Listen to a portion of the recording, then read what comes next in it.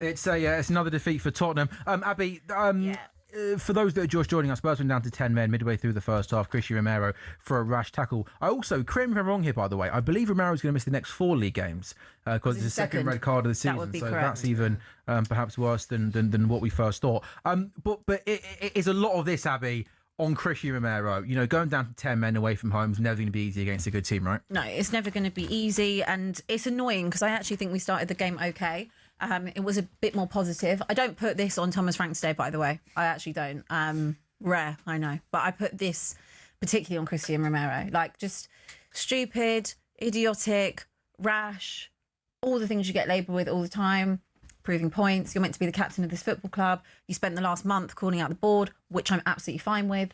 But then you've got to be a leader on the pitch. And I don't see that. Like, a lot of people love Romero and they like the fact that he's passionate, he gets stuck in. Yeah, okay, fine, we all like that. But at the end of the day, I want to win games. Yes, he's one of our top goal scorers this season. I will give him that.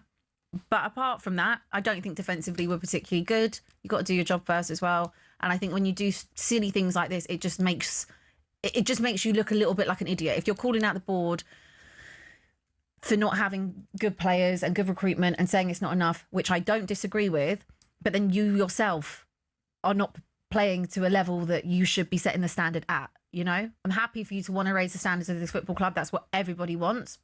And absolutely fine if you're doing it for the players' union, as the captain, as the most vocal one, no problem whatsoever, but back it up on the pitch. What I would say is Spurs in the league have not won a game since the 28th of December. You have won this year, have you? Let me tell you who we've beat this year. Sorry, this whole season, okay? We have beat Crystal Palace, Everton, Leeds, Burnley. Tough place to go. Brentford, West Ham and City away. That's just a weird anomaly, okay? No, the games at home still remain as only Burnley on the opening day of the season and Brentford. They are winless in 7, okay? This is the 3rd time we've been on a run like this in the last 2 seasons. Before that, it was way back in 2008. It is everything that's the problem. I can sit here and I can call out Christian Romero for that, but I don't disagree with what he's doing in terms of calling out the board.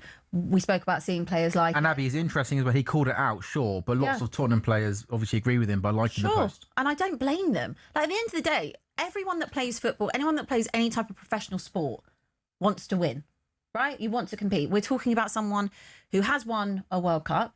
He's obviously won the Europa League with us as well. You want to be in a place that matches ambition and what you want. Harry Kane is a prime example of it. Harry Kane would have stayed at Spurs, not a problem. Always said, I will stay at this club as long as it's matching my ambition. Of course, he ends up at Bayern Munich because the club went in a completely different direction and could not match the ambition of someone that is world-class and wants to win things. I don't have an issue with anybody calling out that board because it is true. He's just saying what we're all thinking. Same way Antonio Conte said what we were all thinking when he did it.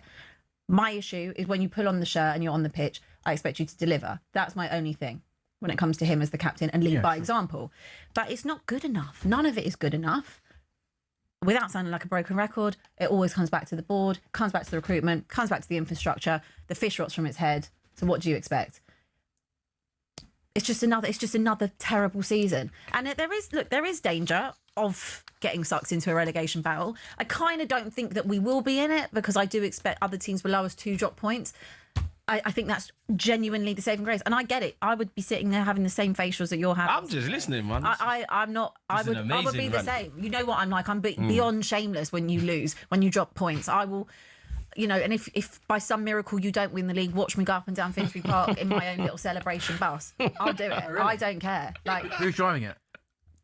I've got a few drivers that will step in. There's quite a few people that would like to be on the bus. Oh, really? Yeah. All right. But either way, I'll do that. Like, that's fine because at the end of the day, we both hate each other's teams. Yeah, I'm sure you're loving how good you are and how terrible we are. We get how it works. The Arsenal Spurs. Yeah.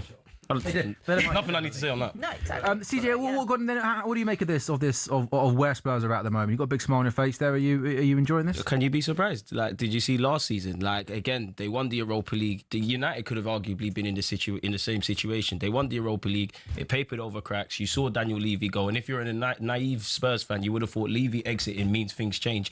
They haven't done anything. No. What Romero's doing is on brand with the list of examples Abbi said, really and truly. And there's no guarantee anything will change if Romero leaves or if people above. It's like Spurs don't have ambition. It's as simple as that. It really is. I love to say that, but you can evidently see it. There's zero ambition. They had Jose Mourinho, who wins all these trophies. Why didn't he win at Spurs? The same with Conte. There's got to be something there. I think somebody said it. One of you lot said it. Something along the lines of the fish rots from the head. Great analogy. That's Spurs. I think I just said that. Yeah, you did. Yeah. But it's true. Like we know when I sit there and I say about getting different managers, and I get to a point where I'm like, it doesn't actually matter who's in charge. That's why the only person I want is Poch, because he's the only one I've really ever seen have any type of success at Spurs. But even he got frustrated. Of course he did. And I think if he was to come back, it would have to be under different set of circumstances. Just because Daniel Levy is not still there, he is still heavily involved. He still owns 33% of the club. Why do you think the board haven't sacked Thomas Frank yet? I don't think they've sacked Thomas Frank yet because I think that they don't quite know what to do. Sure, that makes sense. I think that. I agree with you. I think while Spurs are still in the Champions League, why not keep him? I think from their point of view, they gave him a very hefty contract as well. By the way, I think he's the third highest paid manager in the Prem. Okay, it was something quite ridiculous as well. Third or fourth, something like that. Still, like way too much for Thomas Frank. I agree with your initial point. I think they're keeping him not because they believe he's going to turn things around, but I think they would be clueless. They kind of allude to like. Things take time. Now, I appreciate things do take time. And there has been a little bit of an overhaul when it comes to Tottenham and the hierarchy and whatever. But I think that they're waiting for the summer. I think they're waiting for the manager market to open up. Whether or not that it is Poch, I genuinely can't see it being anybody else. The timing is aligning. The timing is right. This is going nowhere fast. And for the last 7 years, since we sacked Pochettino, it's been the same repetitive thing over and over again with all these different managers. Are you sure Poch coming back's the right thing, though? I think that's the only option. Where else they turn, CJ? I don't know, but... You made a great point there. You listed the managers they've had, all types of different managers, high-profile managers, and have all failed. Win-now managers, project managers. I think Poch what Poch would do, I think he's a good coach. He would, I think, bring back the feel-good factor. Joy. But when you remove the romance and get into competency, is Pochettino But I think he's also a competent... I'm not doubting his credibility. Poch didn't fail at Spurs. No, he had you lot over it. I think Poch way above his weight. Yeah. Way above with the constraints he had. Sure. I am not saying he's perfect by any stretch. I've seen him placed on at left back against Chelsea. Left wing back, I think. Yeah, crazy, ridiculous decisions I've seen him do at times. But I think that firstly he brings that feeling back of having a connection between the fans, a manager. But didn't he think like they hit a glass wall? They did, but at the same time, he wasn't getting the backing. He'd gone 2 seasons at Wembley. He had also had 2 windows with a whole year with no transfer. But this is what I'm saying. But that's why now coming back in 7 years later, things have to be different, and he would have to have more control over signings in and out. I think that it brings back a factor of connection with him having a manager you connect with. Spurs did connect with Ange. It just ended in a poor way.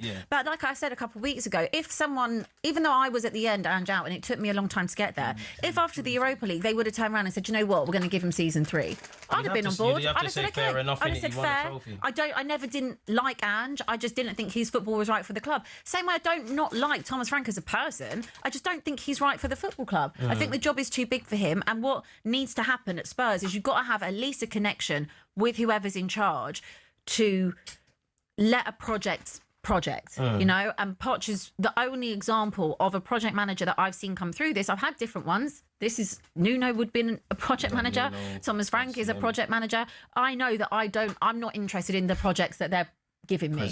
I'm also not interested in the projects that the board want to present me. I just think a different manager, in the grand scheme of things, especially in the modern day, it doesn't really change much. Like just from an outsider looking in, your recruitment is going one way. The manager wants to do something. I call it out all the time. Yeah, it's like sometimes you go for established stars, then you're going for young players of tomorrow. It's like there's a disconnect. Well, because also I think where we've had so many different managers. This is what I'm saying. We've got so many different type of players. Exactly. Like Porro was brought in for Antonio Conte. Exactly. As a wing back. But if you want to play a very defensive style of football and more pragmatic in the way that Thomas Frank does, he's not suitable for a Thomas Frank system. And like that's what I needed to happen. And what did happen when Pochettino came in, he had to clear out what wasn't right and wasn't going to work for the managers before him.